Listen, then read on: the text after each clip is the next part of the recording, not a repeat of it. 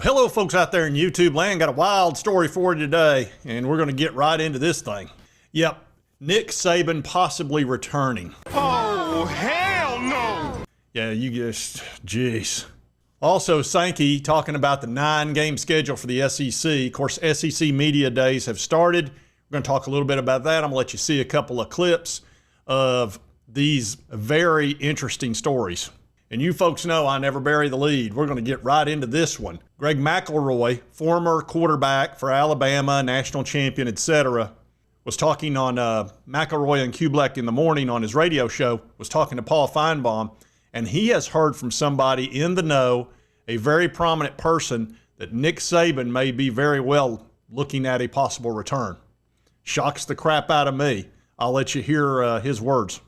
I have one more for you, Paul, and this is a little bit out of left field. But the question was asked of me. It's kind of a little bit out of left field as well.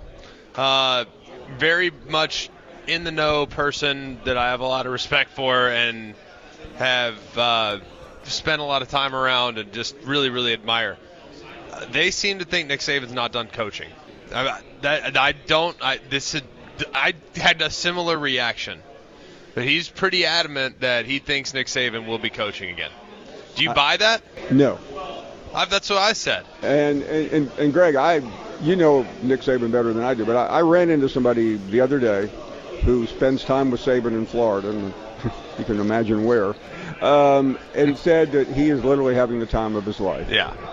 And why wouldn't he? And I feel like I'm much closer to Nick Saban's age than you are, and I can assure you, when you have everything you want and you start playing golf at the best golf clubs in America and you start making friends who belong to even better golf clubs and you make a lot of money for doing very little work on TV, the interest in doing what he walked away from is not very high. I mean, he had a better situation at Alabama the day he left than he'll have anywhere he goes. Let's say it's next year. I don't know whether it's college or pros. I mean, could he be talked into something in the NFL?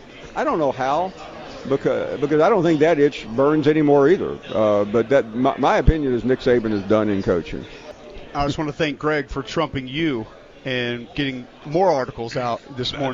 Day one SEC. Look, if it wasn't someone notable, I'd never say a word. Yeah, so having a former quarterback talking about somebody in the know saying he's not done with coaching, people are going to take notice of that, and it's all over the interwebs. Good gosh, there's so many stories been written about this, YouTube channels, and you knew I wasn't going to miss something like this. Roadhouse. And here's another former player that's talking about whether or not Nick Saban, he was shocked when he retired. And this is Damian Harris, who won 2 natties with Alabama, running back. Making the rounds, thanks to Greg McElroy, that would Nick Saban ever get back into coaching? You played for the guy. What's your take on that? I think if given the proper opportunity, I don't think that you could pay him not to take it, to be honest with you. Because, I remember back when Coach Saban retired, I was at Topgolf, and I was actually with a buddy of mine that I played with in New England. And we were just sitting there, and he just looks at me. He's like, dude, when do you think Saban's going to retire? And I was like, when he physically cannot walk off the field. When somebody has to pick him up and carry him off the field, that might be when he retires. And I kid you not, 10 minutes later, 5 minutes later, every TV on Topgolf, even the TVs that you thought were just like the gameplay monitors, they were all breaking news. Nick Saban's retired. And I'm just like, this don't feel right. This don't feel right, because he can still do it. This is a guy who loves college football. This is a guy who doesn't just step away because he's like, you know what, I served my time. I did what I was supposed to do. I just want to watch sunsets now. That's not Nick Saban. He's not built that way. He wasn't that way when I played for him. I'm sure a lot of other guys could attest to the same thing. So obviously we all know that he still loves college football. I'll say it again, given the proper opportunity, given the right circumstances, I think it would be a no-brainer for him. Now, Miss Terry, on the other hand, I don't know if she would agree, because I know Miss Terry, and she loves having Coach Saban at home. But, again, if that's what's destined for Nick Saban, which it seems like it is, you can't stop destiny. Yeah. All right, so there's another former player that's saying he could definitely see it happening. I don't think Nick Saban was ready to retire. I think college football changed so much and so dramatically in a way he didn't like, it forced him out. He's only 73, which nowadays in college football, that's not that terribly old. You know, back in the 70s and 80s, that would be ridiculous, but not now. Crap, we got guys in their 70s coaching all the time now. I think there's a guy in the NFL that's 80. And Nick Saban's in good shape, and the thing about him, he's so competitive and so driven. I don't think he likes not having that fire and that stress and the excitement of game day. He probably misses it on some. He's got to. You know he does. He loves it too much. You can't win on that level and then just. That's why Michael Jordan kept coming back. Remember he played for the Wizards and did all that? It's hard to retire for great players because they miss it. It's a high. So I would not be completely, well, I would be somewhat shocked. But given the fact that he's not terribly old and how driven he is, I could see it happening, but things would have to change. The college football landscape needs to change more. He'd be coming right into it when everything's breaking loose. I mean, there's going to be so many lawsuits over this revenue sharing and the NIL and all that. Does he really want to get involved with that? Now, some of the schools that would make sense for him, the first place that you would think of is LSU if Brian Kelly fails down there for some reason. That would be a pretty easy one that they would definitely look at that because he's won a natty down there. The other places that I've heard would be Texas Tech because they got a ton of money, USC, tons of money, and they're not happy with Lincoln Riley, who ran away from the SEC when he was at Oklahoma because he knew they were entering the SEC, so he ran off to USC. Brave Sir Lincoln. Brave Sir Robin ran away. No! Bravely ran away. I didn't! And there's even been talk of FSU, but they'd owe FSU head coach so much money. It would be as much as it's going to cost him to get out of the ACC. So I just don't see that one. But Texas Tech, USC, and then, of course, Louisiana. Anyway, that's what's been going on with Nick Saban. It's been all the uproar today. Now let's talk about Mr. Greg Sankey. He talked about the 8-game versus 9-game SEC conference schedule. And as you know, there's been a lot of pressure on the SEC to go to 9 games. Greg Sankey was originally heavily on board with that, but the coaches absolutely ripped him to shreds, and he has come back down to earth and realized this is not going to work.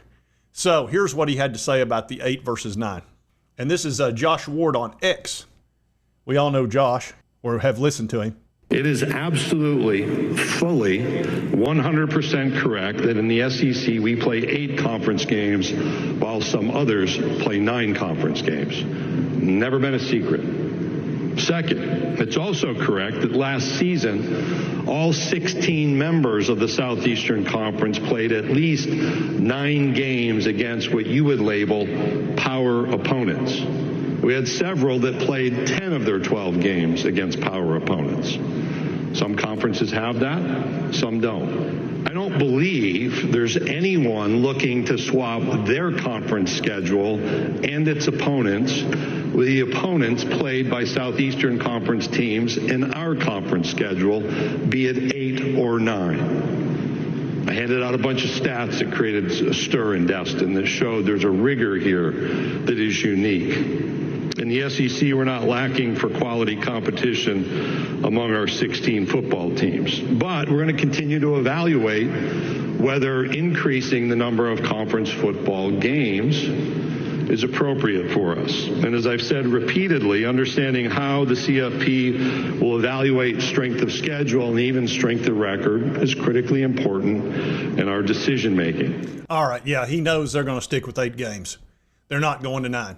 And a lot of this has to do with a deal that he thought, that Tony Petitti thought he had set up with Greg Sankey. And we've talked about this quite a bit. The 4-4-2-2-1 plus 3 that Tony Petitti wanted, he thought he had cut a deal with Greg Sankey, although Sankey never 100% committed to it. And then, of course, the Big 12 and ACC found out about this deal, and they hate it because it forever puts them into little brother category, because they only get 2 guaranteed spots, whereas the Big Ten SEC get 4. So you're just admitting you're half the conference. So nobody, The more I thought about that, I can completely understand why the Big 12 and ACC would hate that. It really diminishes their conference, and it's just pouring salt in the wound. Look, they already know their conference isn't up with the Big 10 and the SEC. They get it, okay? You don't have to have it rubbed in their face. But to make them take half, that's just too much. And the 5 plus 11, if they move to the 16 teams, allows them to have the same opportunity as everybody else from day one.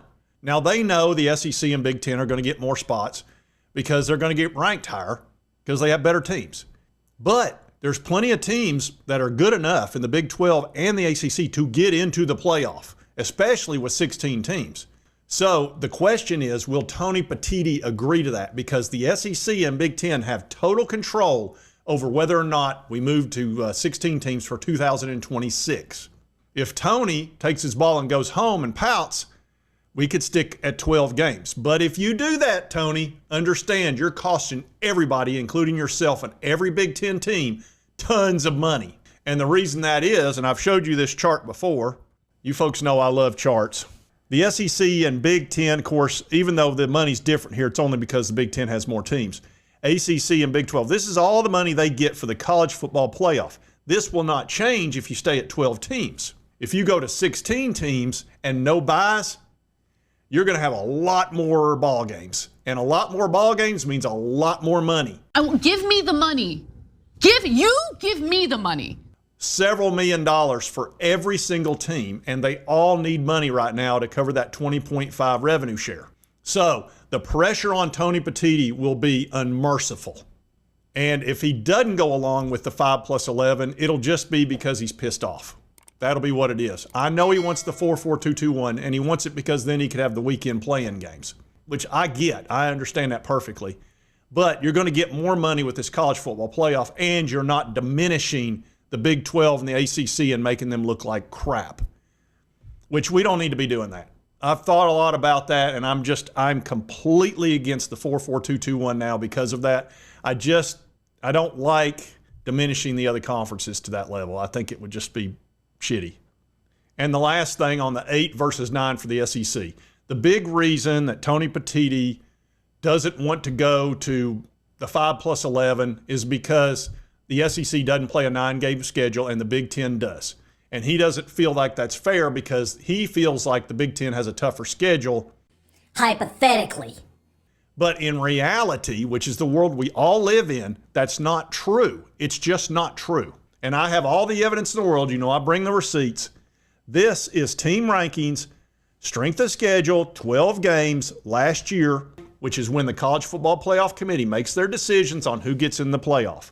Every single team in the top 12, with the exception of Ohio State, is an SEC club, and this is a strength of schedule list on team rankings, not ESPN. So don't hit me with that you're an SEC homer crap. Don't you do it! Don't you! Look, I wish this wasn't the way it was. I wish this right here was 11 Big 10 teams and 1 SEC team. Then that would force us in the SEC to go to 9 games. I'd rather play 9 games. It's more exciting. I don't want to play the Kent State Fighting Dust Mites, 2 or 3 times a year. I just don't. I'd much rather play Louisiana or South Carolina or whatever SEC club they pick for us. But there's no way we can do that when 11 of 12 clubs have the toughest schedules. It's just ridiculous to even consider that. And that's what the coaches took and shoved in Greg Sankey's face and said, this is what we have to deal with, idiot. And he finally went, oh, I didn't realize that. Yeah, I guess you're right. Yeah, they're right. And they're not going to do it because you'll get them fired, moron. Jeez, you don't have to be a dick about it. So anyway, that's where we are with that. We're not going to 9 games. You can just forget it. There's no way. Coaches won't do it. Now, the important thing for Tony Petitti, he needs to not take his ball and go home and be a cull about it.